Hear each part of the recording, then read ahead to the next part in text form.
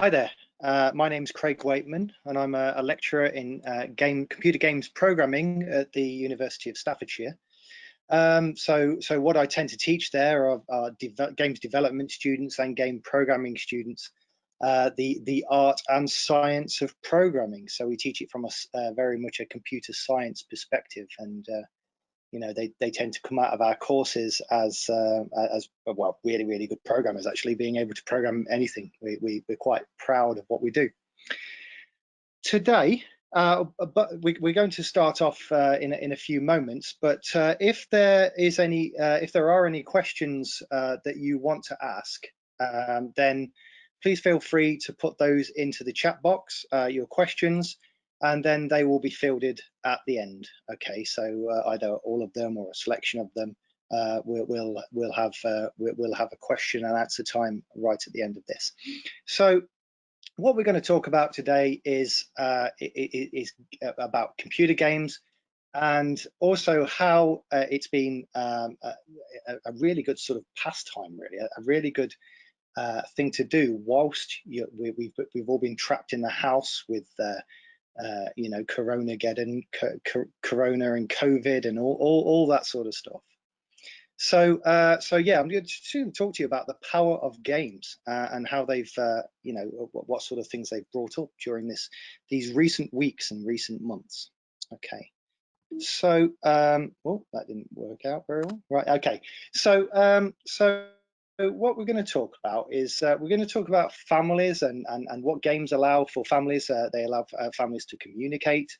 And there's this phrase that goes around sort of like the games design and sort of family child development psychology, that sort of thing. And that's the phrase, families who play together stay together. And that's the fact that a lot of research started off with board games and also moves into computer games on sort of how these things can really bring families together. So certainly during this period, that's been a thing. Games as a healthy pastime as well. There's an awful lot of stuff out there about where the games are healthy or where the games are not healthy. Then there's the questions of game addiction and those sorts of things. But I'm going to talk about some healthy aspects of games and playing games. There's the pertinent issue of educating our little ones because obviously they've not been at school, and we've been given the enviable task of making sure our little ones and teenagers and those sorts of people sit down and they do their work in association with various schools. We're going to talk about the power of games in problem solving. So yeah, they're not just things for entertainment. They're not just media for entertainment. They've also been used in quite major problem-solving things as well, areas. And also we'll talk a little bit, because I've talked about this quite a bit previously in articles and lectures and things, about uncovering your hidden talents. So, sort of moving on, we'll move on to. So, first thing, families who play together. Okay, so generally speaking, games are great at sort of promoting sort of family communication. And one of the major things that a lot of game studies sort of focus on, particularly when it focuses on psychology, is that the fact that this fun element that alleviates tension. And that's certainly been something where we've all been sort of in the same roof, under the same roof, within the same house. All family members have been working from home, or school pupils have been at home. The whole family have been together. So this could potentially create a lot of tension. I'm sure you'll agree in some cases. But the fact that we have the fun element of games, generally speaking, that tends to alleviate tension. And the fact that everyone's laughing, laughter is a natural reliever of tension. Okay, there's this connected issue of the fact that play has a tendency to cultivate bonding. So, regardless of what the game is, if it is actually a communal sort of game where families can actually come together, this is an area where people are playing games, people are on people's teams. People talk about all sorts of things, not necessarily stuff focused on the game, but they might talk around the game as well. And you know, it's one of those things where they recommend that, you know, families should sit down at a table at meal times and sort of and sort of get together and share and communicate and all of that sort of stuff. But play and general board games and general playing online games together as well, which is the, you know, the video games is the really big thing. You know, that's something that can really bring people together. We can learn about each other as well. So if a person has a tendency to cheat at games, we know what their sort of mindset is, and also you know, we can really laugh at each other's sort of idiosyncrasies, particularly when we're playing the games. So it's not necessarily a bad thing if people follow the rules or people cheat or whatever it might be. What's important is that people are coming together and having a good time and communicating. And another thing is, and this is for the wider sort of family, is that where we've got families that are distributed, perhaps we've got older members of the family that aren't in the same house, and over the last few months we've seen where many people have been using Skype or devices like Skype to communicate with other members of the family.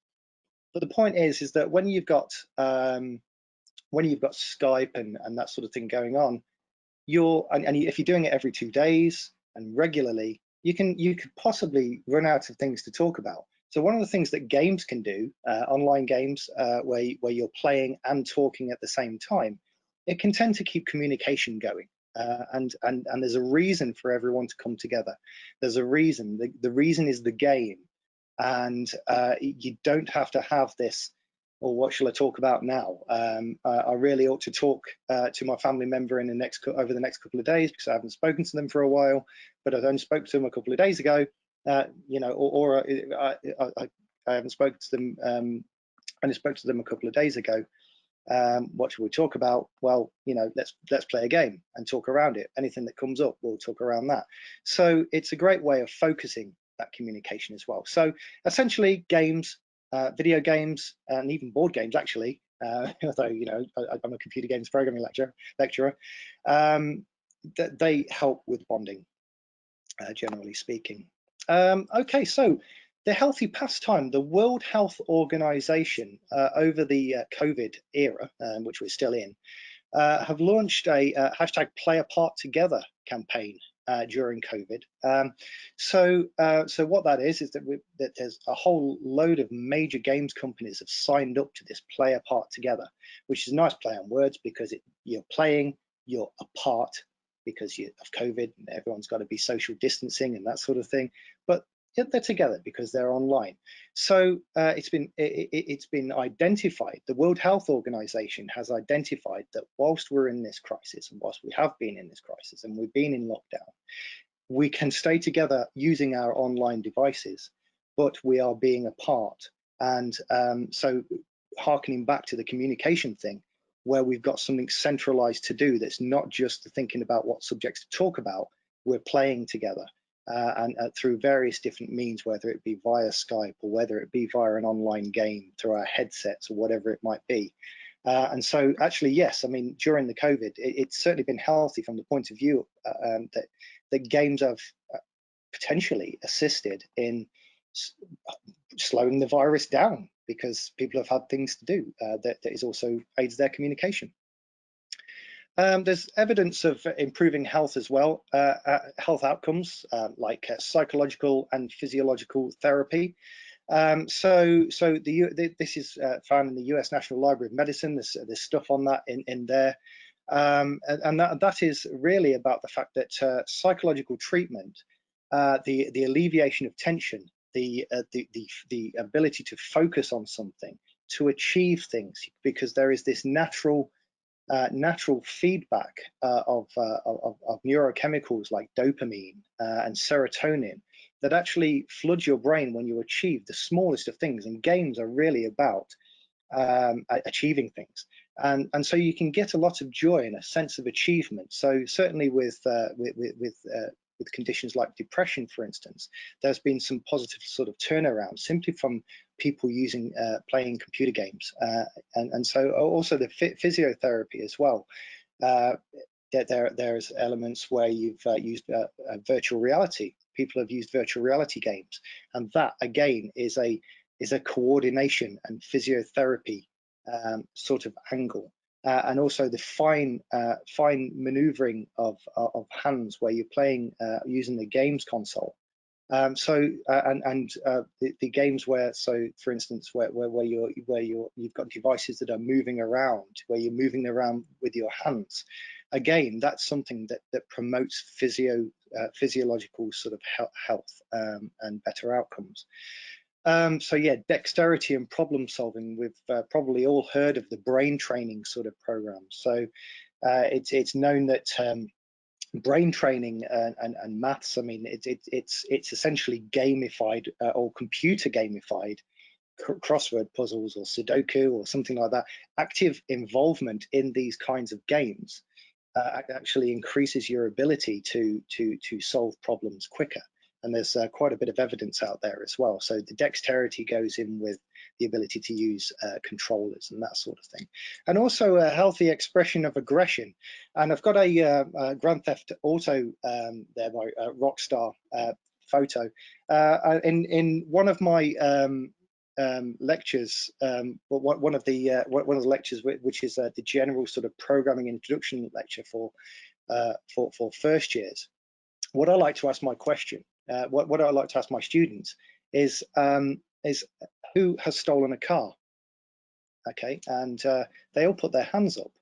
I then follow the question up by saying, well, who's stolen a car in Grand Theft Auto? And they, you know, get the laugh, but you know, there's they put their hand up and they've stolen a car. So I then asked the question, okay, so who has driven around and driven on stuff areas that aren't roads, either in parks or on pavements or anything like that, and who has chased people, you know, the non-player characters that are walking around that city, and they all put their hands up. And I then asked the question, well, okay, who enjoyed that? And they all put their hands up. And then I follow the question with that question is, would you do that in real life? And they all say no. But what's interesting here is that there's very little difference between what's going on in the brain whilst playing the computer game from a sort of neurological sort of point of view than if you were doing it in real life. It's almost like the same thing as, like, it's very difficult when you're dreaming, for instance, to tell that you're actually dreaming. So your brain very much responds to, in some cases, what you're doing in a simulation in the same way that it would respond to how you would do it in sort of real life. And so this sort of brings back to the idea of Carl Jung, the psychologist, that said that we've all got sort of a light and a dark side, as it were. I mean, it sounds out there, but you know, the idea is that, for instance, you can't, if you see an injured bird, he gave an example, you can't think of helping that bird without somewhere at the back of your mind thinking about the opposite, thinking about not helping that bird, in fact thinking about doing the opposite. So most of us might come along and think, well, I'll help that bird. However, so what he's saying is that by acknowledging this darker side of ourselves, not necessarily following it, actually we can help ourselves avoid what he terms complexes, because thinking that we are paragons of virtue and not at least capable of some of the darker side of things can help lead later on, he said, to psychological issues. So certainly there are games out there that obviously are expressions of aggression, but there's when you look at the numbers, the idea that there are games cause violence, when you look at the numbers and sales and also all the statistics about using games, the jury is still out on that games actually cause violence or in any significant way lead to violence. But there is this suggestion that they could take violence off the streets potentially, and they could be healthy expressions of aggression. Okay, so there is this sort of healthy pastime, and there's also if you're playing together, there is this psychological well-being sort of pastime where people are communicating. So there's also educational power. I'd like to talk about the issue of getting our children to sit down and do sort of schoolwork, which has been, I know, has been practically impossible, particularly with a 5-year-old. So, so we've got Minecraft here by Mojang. These are the examples that you see here, and that is, if any of you have played Lego, or indeed if any of you have played sort of Minecraft, we've got the ability to build anything you want within within the realms of your imagination, and whatever blocks sort of limit the shape of a block. You know, the things that you can do and put stuff together. People have replicated other games within Minecraft. So there's this spatial awareness. There's the teaching of young people for spatial awareness and building. There's mathematical aspects as well, where people are combining elements together. For instance, like a workbench. So there's so many things that you need, and combine them together in certain particular patterns in certain ways in order to create new tools. There's also the command line sort of interface that you have in there. And I myself, and there are actually, you know, there's studies on this, and there's stuff where we can, you know, where studies have gone into this, particularly within psychology as well. Is that what I've actually noticed as well? Because my 5-year-old plays Minecraft, and what it's done is it's taught him, it's supported his reading ability. It's also supported his spelling ability because he typed it in.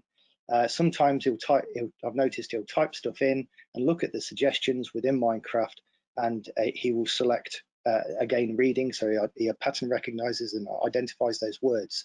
So games, and young people love to play games. They are wired to play.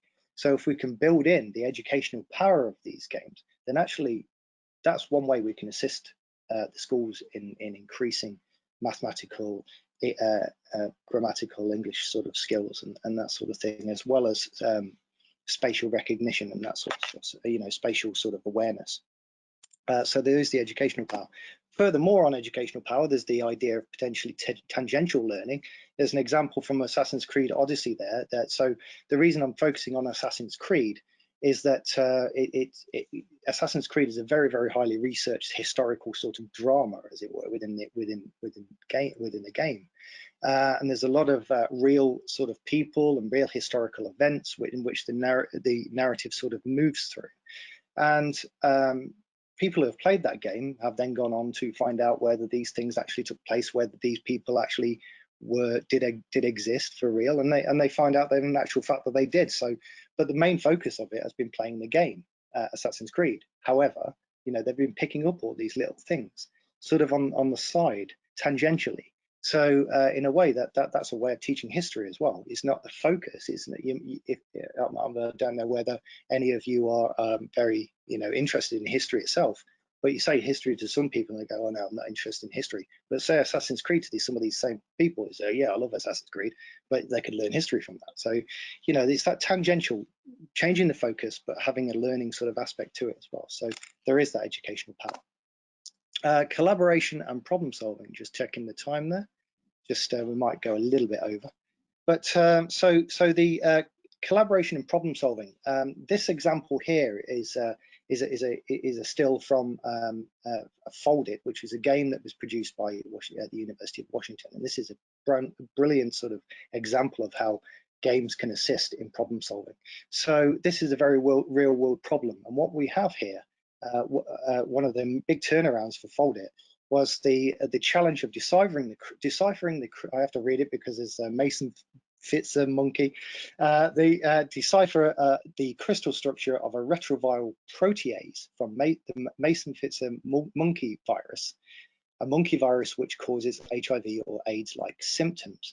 Now, solving this the crystal structure of this protein would then lead on to help in researching a cure for HIV and AIDS. Now, the experts spent 15 years trying to predict this crystalline structure, trying to organize this crystalline structure and find out what it was.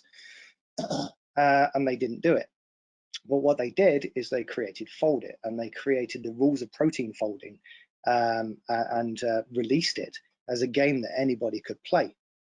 When people signed up to this game, they worked collaboratively collaboratively on the protein folding and the crystalline structure, and they solved it in 10 days.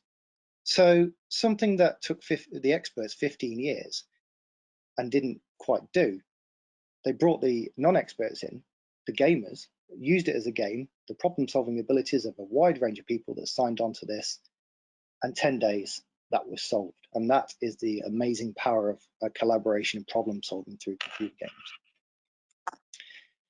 And finally, something I'm particularly interested in as well, especially when it's connected with gamification and that sort of thing, is that we may have hidden talents. So we do tend to overthink and second guess ourselves quite a lot. We tend to be very, very conscientious sometimes. So that's our overall sort of demeanor. I mean, it's the idea of people who aren't very up on dancing, say at parties or nightclubs. You tend to second guess yourself. You tend to think, a bit subconscious about doing that. But however, when you're playing games, a well-structured game, it can really capture your focus, and actually it can change how you top level think. So you're not necessarily being as self-conscious because you're within this gaming world. And if you've ever seen children play, then that's something that's happening all the time. They're sort of in the moment. That it's not until you get to older, say 11, when you start to really think that I shouldn't be playing with these toys anymore. You shouldn't be playing, and it's really the video game is the last vestige of play that passes into adulthood. But yeah, games can capture focus. You're not as self-aware, self-conscious of yourself. So you can enter what is called a state of flow, which is a balance between boredom and anxiety, where challenge and skill, the challenges meet the skill of where you're at, and you enter this state of flow where you're entirely focused. Things seem to be moving quite nicely. You're enjoying yourself. You're getting these joy dopamine sort of kickbacks. And you're not thinking about anything other than the game. Okay, so you have that. There's also you can have high levels of context switching. You could be playing a simulation of flying a jet plane, or you could be playing Call of Duty where you're going around sort of with guns and that sort of thing, or you could be playing Minecraft constructing things. You could be solving detective problems. There's a whole load of context switching that you can do. But what this actually shows is that people can learn complex tasks and methods of problem solving in multiple different contexts. Whereas in the non-gaming world, they might think, well, I can't really do that, because if you really break these skills down into their sub-skills or root skills, people do that all the time with when they're playing games. So there's a whole load of talents that you might not yet have explored. So we can learn really quickly. If you've ever thought, oh, I'm never going to learn this in time for the exam, one thing I always say to students who are worried about that is I talk about the latest film that they've seen or program, and if they can tell me the plot of a film or something like that, then that means they've learned it in detail, but they've not tried to. That's the point. Sometimes we try to learn something and it gets in our way. So we can learn quickly if we're focused in the right way and we're not thinking too much about learning. And so therefore, with all of this, with this lack of thought, in terms of top level thought, and we're focused on the task at hand, games can actually reveal our unconscious behavior and our unconscious habits, and also potentially reveal sort of innate talent predispositions. And it's just about capturing that sort of data. So yeah, it's very, very sort of exciting sort of times with games sort of research and the whole concept of video games. And over the last few months, certainly it has shown how it can be healthy and how it has actually brought sort of people together, as well as perhaps learning a few things as well. And that's it. Thank you very much for listening. I think we're going to have some questions now, potentially. Thank you very much, Craig. That was really, really interesting. We have a question. Is it necessary to have a previous related subject knowledge? As the person who's asking the question is graduated in software engineering. Oh, okay. So what is that, to come onto a games programming course, or or go into the industry, do you think? Let's answer both options. Okay, so what the industry really wants, to go from an industry perspective, is really good software engineers from a computer science sort of perspective. So if you're a good computer scientist with good software engineering skills, I mean excellent software engineering skills, because it is some quite top level stuff that goes on with computer games programming. Then yes, I mean there is a shot there for entering the industry if you've already graduated as a software engineer. For coming onto a games programming course like at Staffordshire University, then all we look at is your ability, your mathematical ability, and your ability to understand programming. A lot of people come in with some Java, some Visual Basic skills, some C# sort of skills, but obviously then we then teach them very heavily on the C++ right from the very beginning. But you know, so some association with games, understanding how games work, but we tend to teach everything right from the bottom up anyway, until, you know, right up to you know, the artificial intelligence sort of graphics. And graphics and task-based programming, concurrency, that sort of stuff. We cover all of that. So yeah, entering the industry, yes, you need to be a really good software engineer, really good computer scientist, and the other side, then it's understanding programming to some degree, to get onto the course, and with some mathematical ability as well. Okay, hopefully that's a long answer. The next question is, what is your opinion on video games as a form of secondary socialization for children? For example, teaching them manners, how to behave in society, and so on. Yeah, that's an interesting one, that is, because there's releasing children sort of online, sort of playing games. If playing games with other people, obviously there's a safety aspect, so you must always be aware of being safe online with children. But certainly there is evidence that interactions online and through games have shown that people can improve their sociability and their ability to politely, if you like, communicate together. Certainly, there has been some research into games being a great vehicle for teaching languages, because it's a fantastic way of being immersed in a language, but not actually traveling to the place and being immersed in that language. So, sort of as a tangent to that question, you know, being thrown into an area of communication where there are certain rules that you very much pick up quite quickly, and this, for the language side of things, it's quite good for kids. But yeah, so long as the communication teaches that politeness and manners and those sorts of things, then that is something that can be utilized. But of course, I must stress the online sort of safety thing, and also it's really important to look at the PEGI ratings, depending on how you pronounce it, of these games, because they are rated for a reason, and you know, it's not necessarily just violence that we're talking about, that we're trying to protect our children from within games. What the higher PEGI rating games can be a little bit more complex. They can be very involving.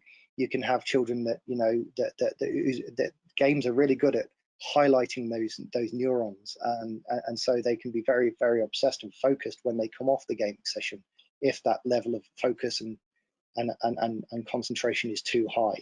So yes, it's very much moderating it as a parent, but yes, that there are ways of that playing games can promote effective communication skills and manners and politeness and that sort of thing, depending on the game.